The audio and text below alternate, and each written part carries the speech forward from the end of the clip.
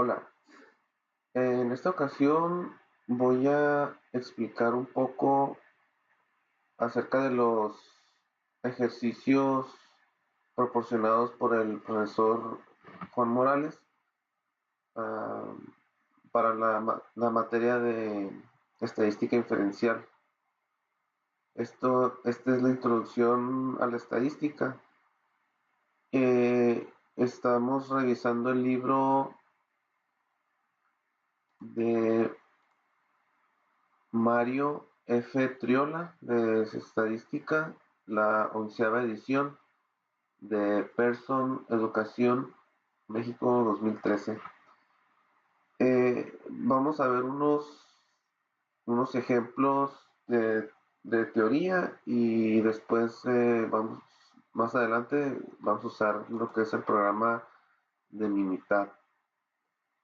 Entonces comenzamos con el capítulo 1, que es la introducción a la estadística, y aquí tengo algunas definiciones, que es que son los datos, que son el conjunto de información recolectada, como mediciones o géneros, respuestas de encuestas. La estadística es la ciencia que se encarga de plantear estudios y experimentos, obtener datos y luego organizar, resumir, presentar, analizar, interpretar la información para extraer conclusiones basadas en los datos. Lo que es la población es un conjunto completo de todos los elementos, puntuaciones, personas, mediciones, etcétera, que se someten a un estudio. El conjunto es completo porque incluye a todos los sujetos que se estudiarán. Eso es lo que es la población. Un censo es el conjunto de datos de cada uno de los miembros de la población, y la muestra es un subconjunto de miembros seleccionados de una población. Es una porción de la población. Como el, los temas de 1.2, que es el pensamiento estadístico, nos pregunta qué es una muestra de respuesta voluntaria. Eso es cuando un subconjunto de miembros de una población decide participar por sí solo, es voluntario. La diferencia que existe entre la significancia estadística es que la significancia estadística es la que se encarga de verificar si las diferencias que se obtienen de un estudio son reales o si es probable que desaparezcan si el estudio se vuelve a realizar. Mediante métodos estadísticos se llega a la conclusión si es eficaz o si no es eficaz. Y la significancia práctica se encarga de ver la magnitud de la diferencia que existe. Esa es la diferencia.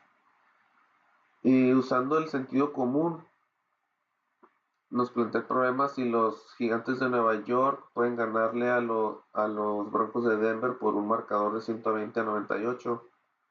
Eso, pues sí es posible, pero muy improbable que por el marcador. Si acaso cuando mucho llegan a los 50 puntos o 60, ¿no? Eh, Mientras conducía por la ciudad, Mario Andretti se encontró con 3 semáforos consecutivos y todos estaban en verde. Eso es posible y es muy probable.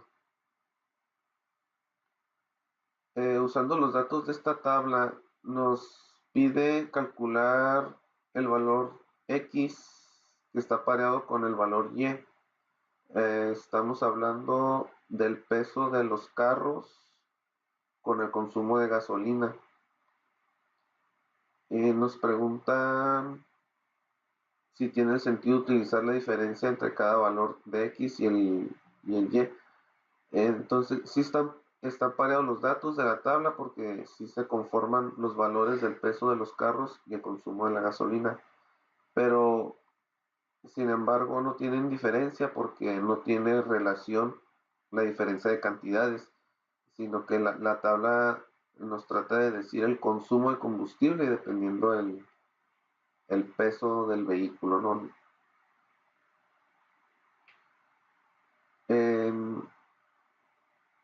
En el estudio de Ornish, que si es posible utilizar métodos estadísticos para demostrar que la dieta no tiene efecto alguno. Aquí yo no creo que exista el tal método que dé resultados erróneos sin sentido. Si tiene significancia, si tiene significancia estadística el programa Ornish porque es el que se encarga de verificar los datos, si son reales y son pocas las probabilidades. Y no tiene significancia práctica porque la magnitud de la pérdida del peso es mínima. Aquí nos pregunta la conclusión de que las cantidades consumidas en carretera son mayores que las cantidades consumidas en la ciudad parecen estar sustentadas por una significancia estadística del combustible.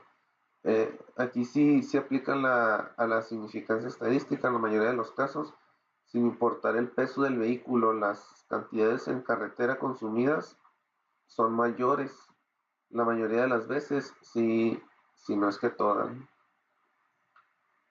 Y aquí la conclusión de que las cantidades consumidas en carretera son mayores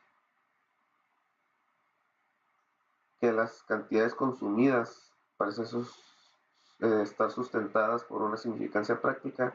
Aquí también aplica porque las diferencias de datos son sustanciales. Y aquí la diferencia sustancial entre las cantidades de combustible consumidas en la ciudad y en carretera. ¿Cuál sería una de las implicaciones? Entonces, yo creo que una implicación pudiera ser la cantidad pues, de los cilindros del carro y así como la longitud y el peso de carga extra que traiga el vehículo. Algunas definiciones para los tipos de datos que es parámetro, que es una medición numérica que describe algunas características de una población, y el estadístico, que es la medición numérica que describe algunas características.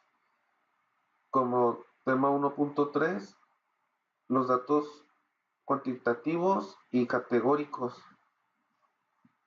La diferencia es de que los datos cuantitativos, esos consisten en números que representan conteos o mediciones, y los datos categóricos o cualitativos o de tributo, esos consisten en nombres o en etiquetas que no son número y que no se pueden representar en conteos ni en mediciones.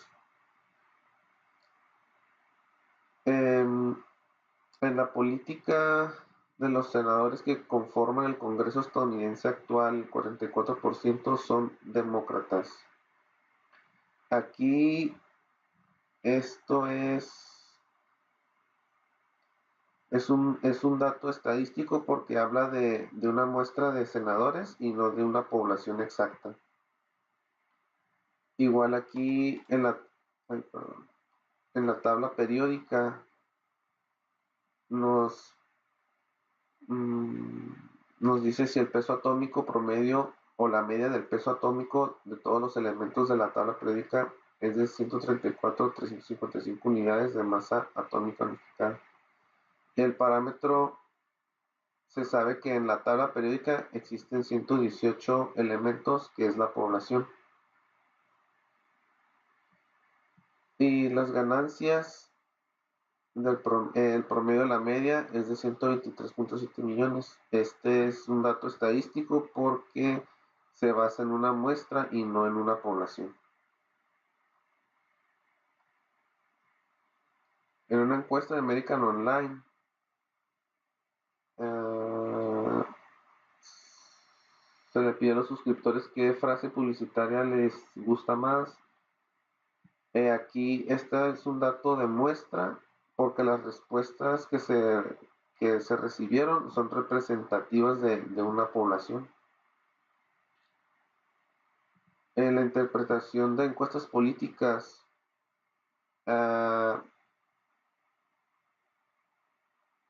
Aquí me pregunta cómo se interpreta el valor. Aquí se puede interpretar como un dato muestral a nivel de medición nominal y es un dato categórico. Así se representa el partido político de mayor preferencia de la media. Que la media es cuando se suman todos los datos y se dividen entre la cantidad pues de n datos y es la media. En el pensamiento crítico, la correlación y causalidad de, del uso de datos de FBI, que si podemos concluir que un incremento en el número de armas automáticas registradas causa un aumento de la tasa de homicidios. Aquí este no creo que aplica porque una correlación no implica que sea causa de la otra. Y nos pregunta si podríamos reducir la tasa de homicidios disminuyendo el número de armas automáticas registradas. Aquí también es negativo porque si se reduce el número de armas no implica que vaya a haber menos homicidios. Con una misma arma pues puede haber muchos más homicidios que con muchas y que pues nada más las tengan guardadas. Utilizando aquí las preguntas relacionadas con porcentajes, me piden convertir la fracción 5 octavos a un porcentaje equivalente. Entonces, para convertirlo, una fracción en un porcentaje, se divide el número entre el denominador, 5 entre 8, que es igual a 0.625. Eso lo multiplicamos por 100 y nos da lo que es el porcentaje, 62.5%. Para convertir un porcentaje a un valor decimal, tenemos que eliminar el símbolo del por ciento y dividirlo entre 100. Y eso nos da el porcentaje, ¿no? El- para sacar el porcentaje de una cantidad, hay que igual excluir el porcentaje y dividirlo, el valor del porcentaje entre 100. Sería 37 entre 100 y después multiplicarlo por la cantidad que estamos queriendo sacar el porcentaje, que en este caso son 500. Ella nos da 185 pues unidades, ¿no? Ese es el 37% de 500. Y para convertir decimales a un porcentaje equivalente, solo se multiplica por 100. En este caso, pues está el ejemplo, 0.127 por 100 es 12.7% equivalente. En los porcentajes de la encuesta de Gallup, me pide cuál es el número real de usuarios de Internet que afirmaron que compran en línea de manera frecuente u ocasional. Entonces dice que los 734 usuarios de Internet, solamente el 49% reveló que de manera frecuente u ocasional realizan compras en línea. Entonces vendría siendo un total de 360 usuarios, que el cálculo me salió 359, pero se redondea siempre al más cercano, ¿no? 360. De los mismos 734 usuarios de Internet, ¿cuál es el porcentaje de personas que afirmaron que de manera frecuente o ocasional realizan planes de viajes consultando información en línea? Entonces aquí pues dividí los que dijeron que frecuentemente contra todos los usuarios y pues me da el 44%. Y el porcentaje en los medios de comunicaciones,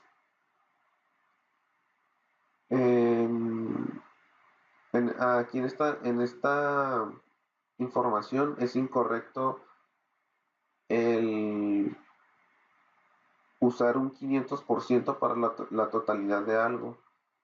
Me pide lo de la inversión occidental de Kenia, que incluyó la afirmación de que después de años de vuelos diarios, Lufthansa y Air France suspendieron el servicio a los pasajeros, donde la inversión extranjera cayó 500% durante la década de los 90. Entonces aquí la inversión en su máxima expresión es del 100%, entonces no se puede reducir más del 100%. Aquí esto es lo que está mal. La recolección de datos muestrales. La, Me pregunta que, bueno, en la muestra de conveniencia, el autor realizó una encuesta entre los estudiantes de sus clases y pidió que dijeran si eran zurdos o diestros. Y es probable que esta muestra de conveniencia arroje resultados que sean típicos de la población. En la muestra de conveniencia se utilizan resultados que son fáciles de obtener, por lo tanto, sí es posible que en la población existan zurdos y diestros. Y pregunta si es probable que los resultados sean buenos o malos. Aquí no existe nada de malo que una persona sea zurda o diestra, entonces es probable que los resultados sean buenos. Perdón. La calidad de los resultados de esta encuesta refleja la calidad de las muestras de conveniencia en general. Aquí sí, porque la calidad de la muestra convencional está basada en resultados que se obtienen fácilmente. En esta encuesta sobre tabaquismo de Gallup se realizó una encuesta telefónica a 1018 adultos y el 22% de ellos admitieron haber fumado cigarrillos durante la semana anterior. Entonces es 22% entre el 100% por 1018 que son los adultos, son 224 personas que han fumado alguna vez en su vida. Entonces, por lo tanto, al hablar del pasado, quiere decir que se trata de un estudio retrospectivo, ya que se reúnen datos de un periodo anterior. Y aquí para identificar el tipo de muestreo que se utilizó, si es aleatorio, sistemático, de conveniencia, estratificado o por conglomerado. Em, Aquí brevemente, una muestra aleatoria es cuando cada miembro de la población tiene la misma posibilidad de ser elegido. Un muestreo sistemático se elige un punto de partida y se va seleccionando pues ahí le puse cada determinado número, ¿no? Por ejemplo, de cada 4 personas de los elementos de la población. Puede ser 5, puede ser 15, cada 50, dependiendo de los datos que se estén utilizando. Un muestreo de conveniencia, ese se utilizan resultados que sean muy fáciles de obtener. El muestreo estratificado se subdivide la población en al menos dos subgrupos diferentes, de manera que los sujetos que pertenecen al mismo subgrupo compartan las mismas características como género o edad, pues etcétera, ¿no? Y después se obtiene una muestra de cada subgrupo. En el conglomerado se divide el área de la población en secciones o conglomerados. Luego se elige al azar alguno de esos conglomerados y después se eligen a todos los miembros de los conglomerados seleccionados. Entonces, viendo el significado de cada uno del muestreo, se observa que aplica el muestreo de conglomerados por la población que se divide en secciones y a la muestra aleatoria. Las muestras sistemáticas de los M&Ms, esta es una muestra aleatoria simple porque se está seleccionando un dulce a cada cierta cantidad hablando de una muestra y no de una población, que es lo que hablábamos ahorita de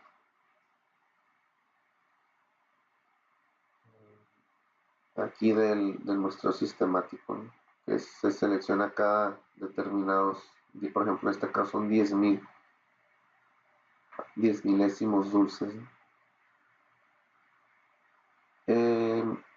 Una muestra estratificada.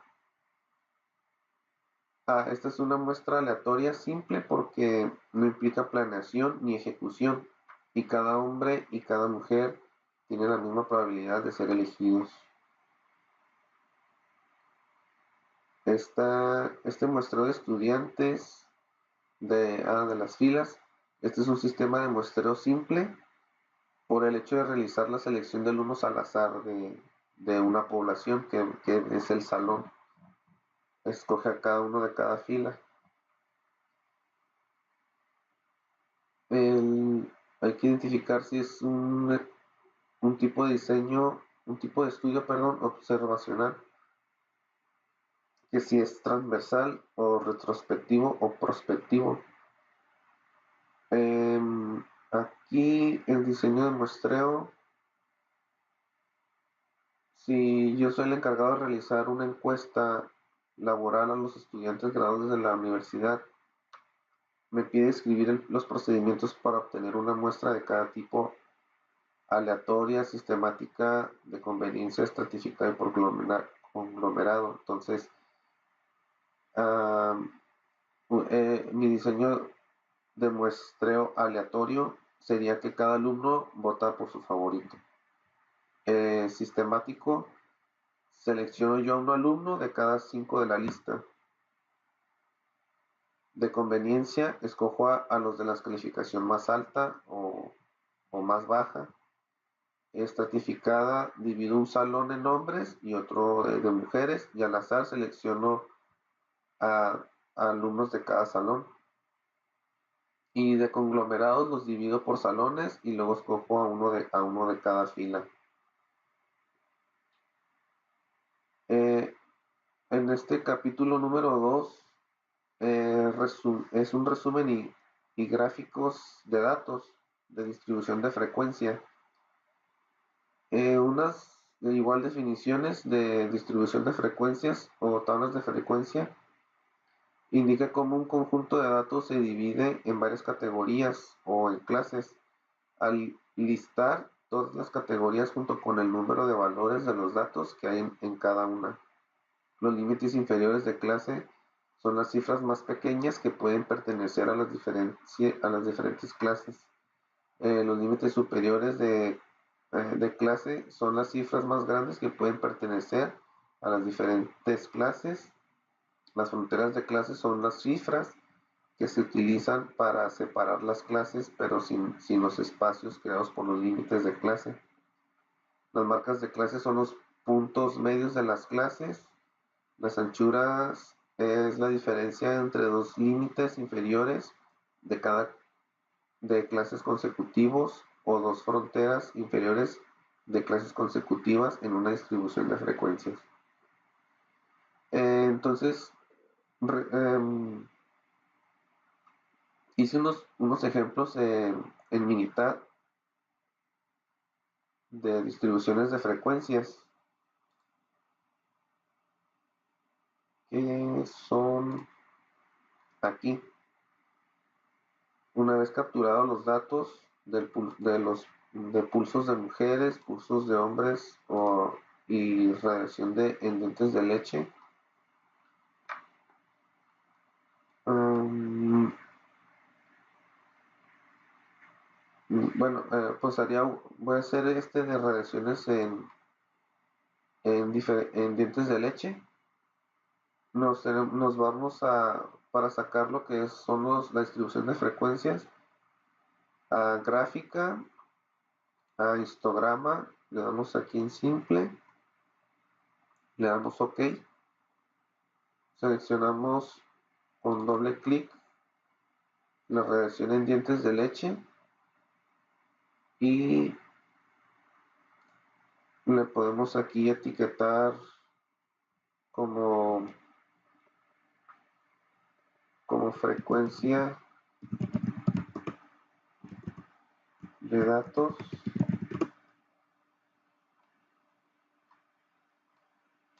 de la radiación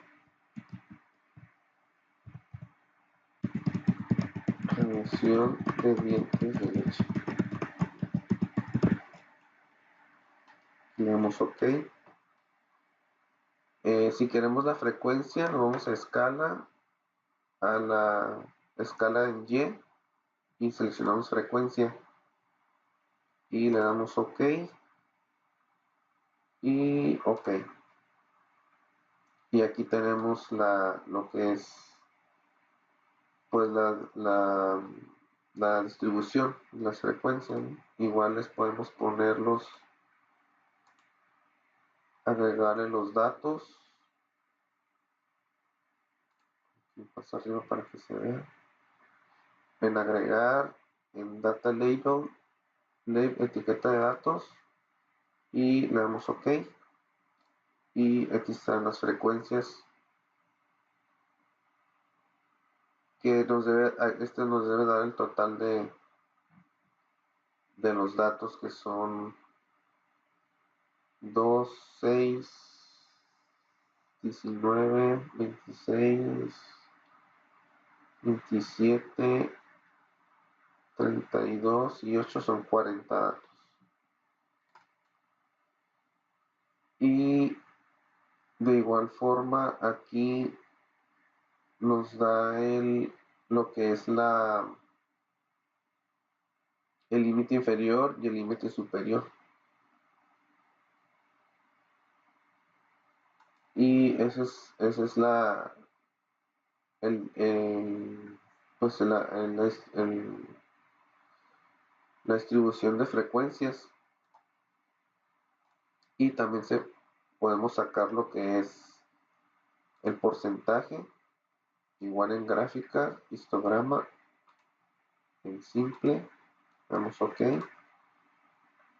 seleccionamos, pues igual aquí ya lo tenemos seleccionado, pero solo cambiamos en escala el tipo de la escala en le ponemos en porcentaje, OK, y aquí le ponemos frecuencia de datos por porcentaje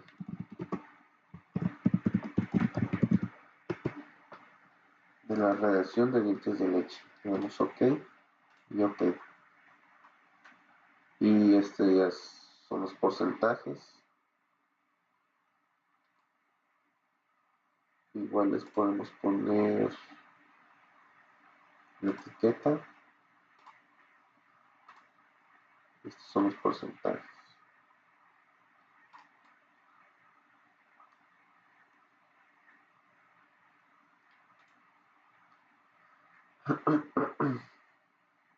En los histogramas, un histograma es una gráfica con barras, que es como las que acabamos de ver ahorita, de la misma anchura, dibujadas una junto a la otra sin espacios entre sí. La escala horizontal representa clases de valores de datos cuantitativos y la escala vertical son las frecuencias. Las alturas de las barras son los valores de las frecuencias. Y aquí un ejercicio que se nos pidió es con los datos de un PowerPoint, que no los escribí en esta presentación. Nos pide realizar los histogramas de la cintura, del muslo, del codo, de la muñeca y del brazo. Eh, de, no, esta es otra cosa. De aquí existen dos formas de sacar ese histograma, que la más sencilla sería, aquí nos vamos a igual a gráfica, histograma, y seleccionamos with fit.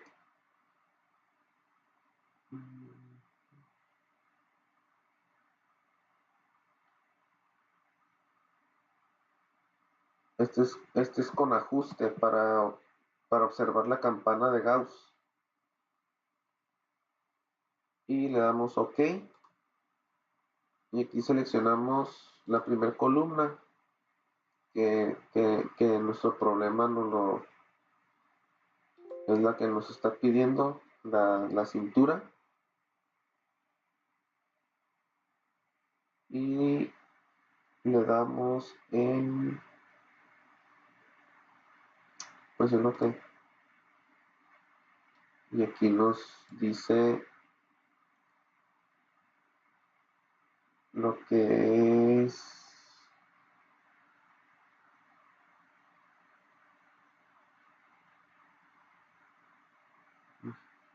es la media, la desviación estándar y los 40 datos. Esta es la campana de Gauss. Campana de Gauss. Y igual le podemos poner lo que son las frecuencias, que son los 40 datos, sumando todos los valores de cada barra.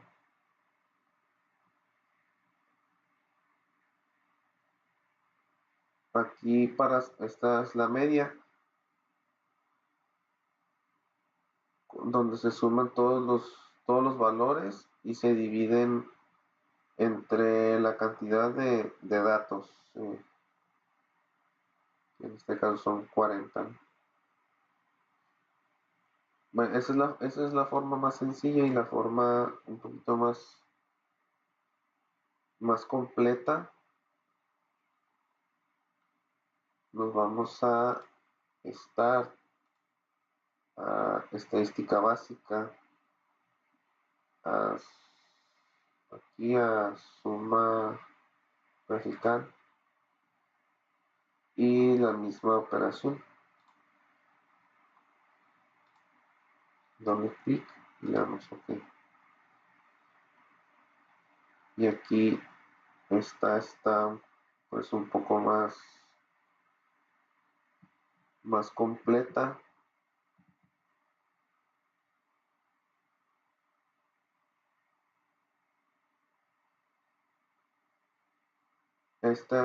Aquí nos da el nivel de confianza que normalmente se usa entre 90 y 95, pero ahí lo dejamos. Nos da la media igual, la desviación estándar, la varianza, nos da el sesgo, este es el sesgo de la campana gaussiana para saber dónde está más inclinada cuando cuando el dibujo tiene un valor normal más cercano al cero, indica que no existe sesgo. Entonces aquí no existe. Si el valor es negativo, se ve inclinado un poquito más para la izquierda, o si es positivo, muy alejado del cero, se ve muy inclinado hacia la derecha. La kurtosis nos dice si la distribución tiene un dibujo normal, y los valores de cero indica que la distribución de la curva es normal. Pero aquí es negativo, entonces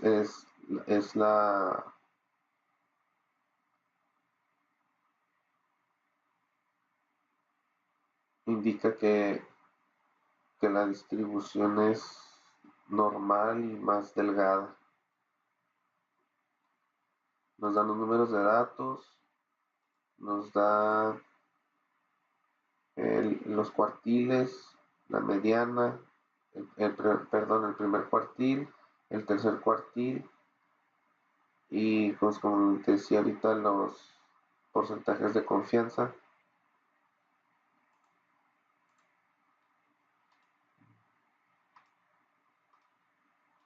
con las frecuencias.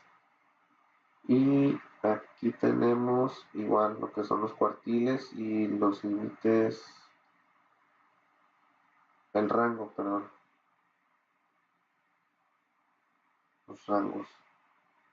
Y pues esa es la otra forma, ¿no? Continuando acá con la presentación, em, las gráficas estadísticas del polígono de frecuencias y gráfica de puntos. Aquí la gráfica de puntos nos permite identificar todos los datos originales y la gráfica de puntos es la más sencilla y más fácil de construir. Aquí si se utilizan frecuencias relativas que consisten en proporciones o porcentajes. Ambos conjuntos de datos utilizan medidas que pueden compararse. Si se construyen polígonos de frecuencias con dos muestras que tienen números de elementos muy diferentes, la comparación es difícil porque las frecuencias serán muy diferentes. Aquí en la gráfica de puntos nos sugiere que las cantidades tienen una distribución aproximadamente normal y se distribuye alrededor de 150 milibecquereles. Um, Aquí esta es pues la gráfica de tallo, pues no se nota. En los cigarrillos tamaño grande, igual no aparece haber una relación entre el alquitrán y el monóxido de carbono. En la gráfica de tallos y hojas contiguas, en general parece que los pulsos de los hombres son más bajos que los pulsos de las mujeres. El pensamiento crítico en las gráficas inadecuadas. El resultado de encuesta de American Online. Si la gráfica ayudará a comprender mejor la población general y por qué. Entonces sí ayuda siempre y cuando se diseña y realiza la gráfica de forma objetiva. Aquí, es decir, sin exagerar los resultados o manipular la gráfica o modo que dé una impresión de amplias diferencias si es que en realidad no las hubiera. Y aquí esta gráfica no es objetiva porque no tiene el cero en el inicio, empieza en 4000. Y esta sí es objetiva porque pues sí empieza con el cero aquí. La estadística para describir, explorar y comparar.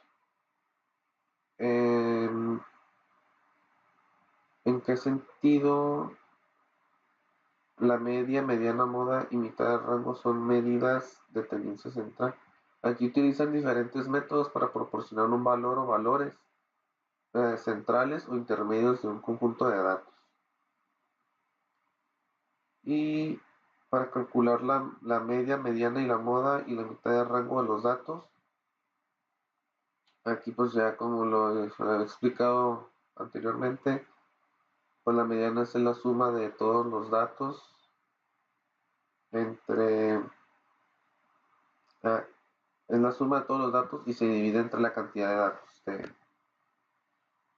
Y tenemos la mediana que son 52.0, la moda no hay moda, la mitad del rango pues es 56.2.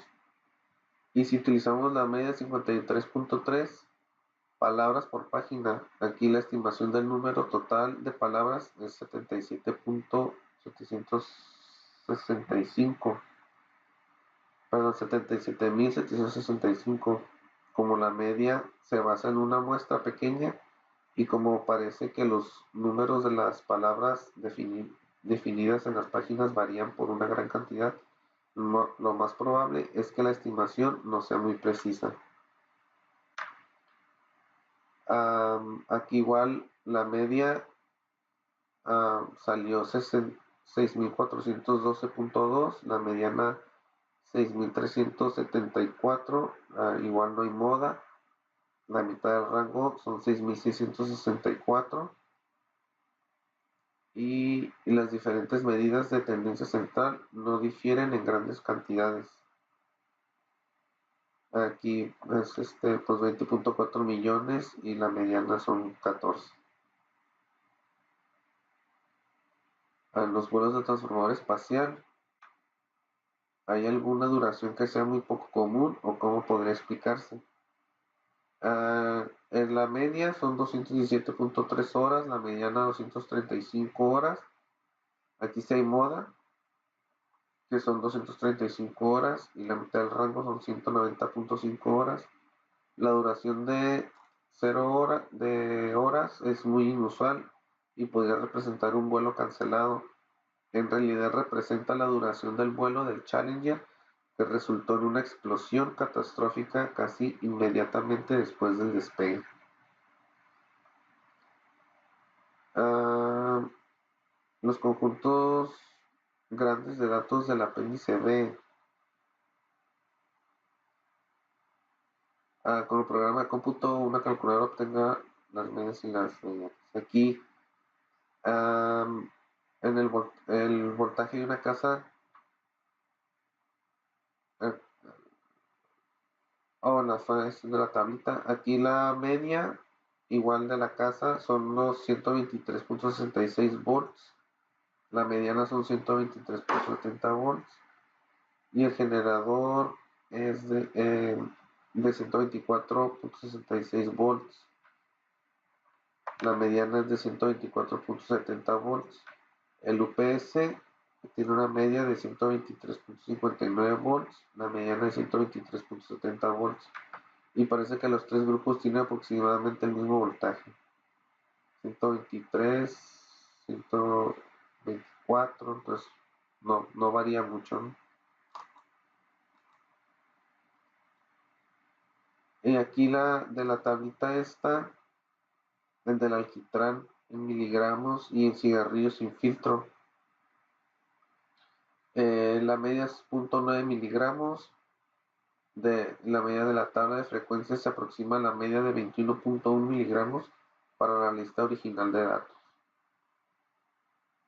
Las multas por exceso igual son 46.6 millas por hora, que es muy cercano al valor obtenido con la lista original de valores.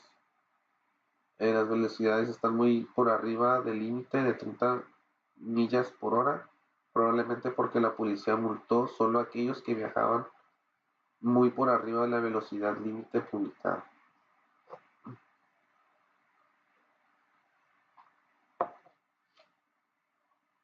Aquí es el 2.93, que no.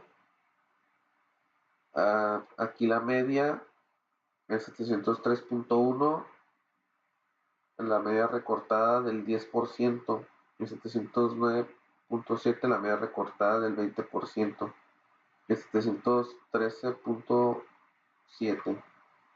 Aquí los resultados no difieren de manera drástica.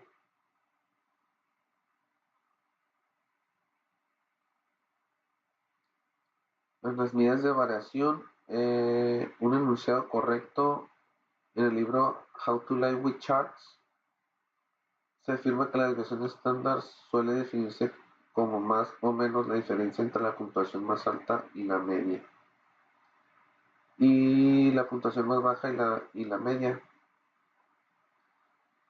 Aquí no es correcto porque la desviación estándar nunca es negativa, así que no puede ser de más menos 2, debe ser de 2 positivo.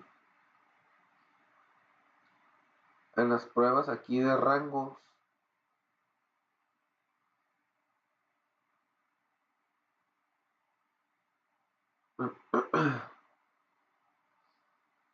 aquí sí existe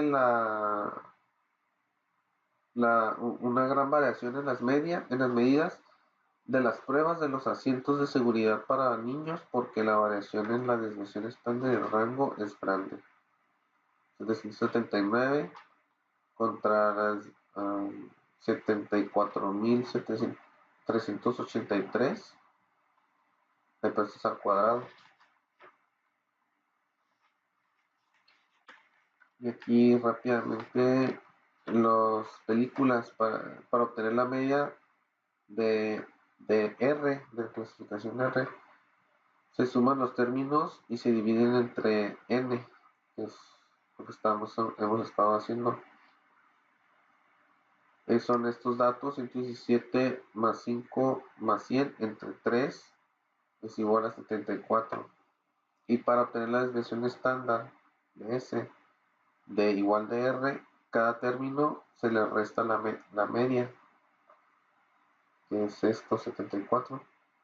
Y después al cuadrado del resultado, es la fórmula. Aquí tenemos todos los resultados. Se suman a sumar al cuadrado las desviaciones del paso anterior, que son todos estos valores: 1849 más 4761 más 676.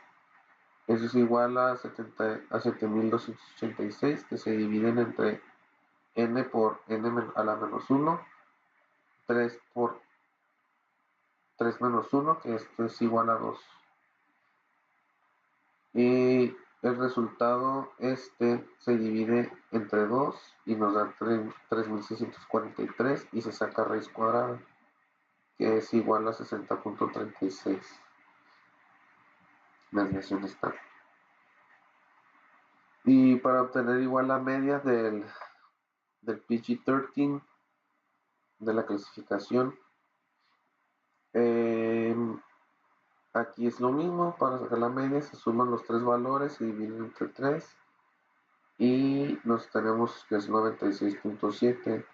Para sacar que es la desviación estándar del PG-13, esa de cada término se le resta la media, que es esto,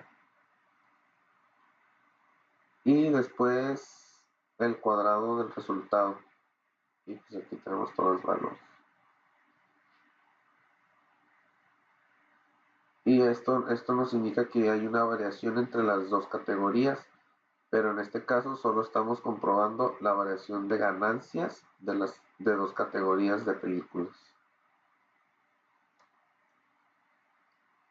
Aquí tenemos una fórmula que se aproxima mucho para sacar la desviación estándar, que es el rango entre 4.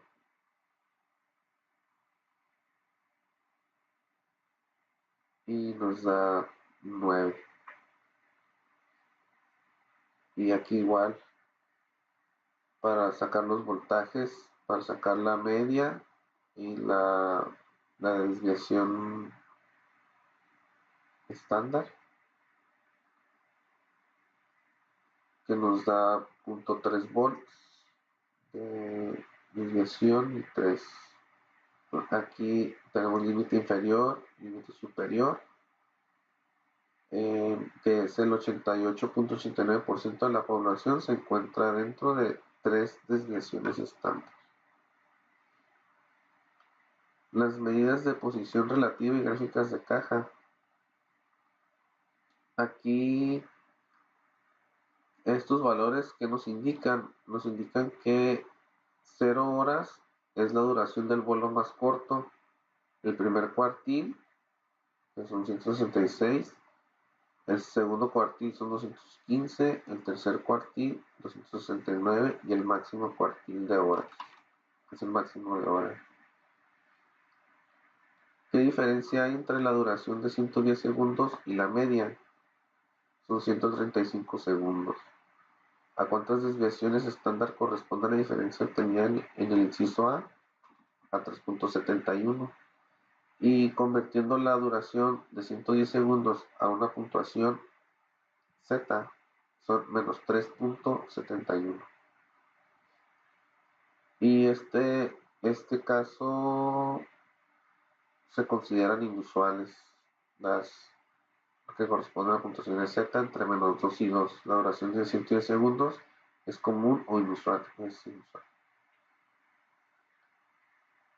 Y aquí la puntuación de 1840 se convierte a z igual a 0.99 y la puntuación de 26 se convierte a z, que es 1.02, de manera que la puntuación de 26 es relativamente mejor porque tiene la puntuación z más grande. Y aquí en esta gráfica pues tenemos igual de las calificaciones de crédito otorgadas por la empresa FICO y los datos ordenados se presentan a continuación. Después mostré la gráfica de caja que incluye los valores del resumen de los 5 números. Pues aquí los tenemos de menor a mayor.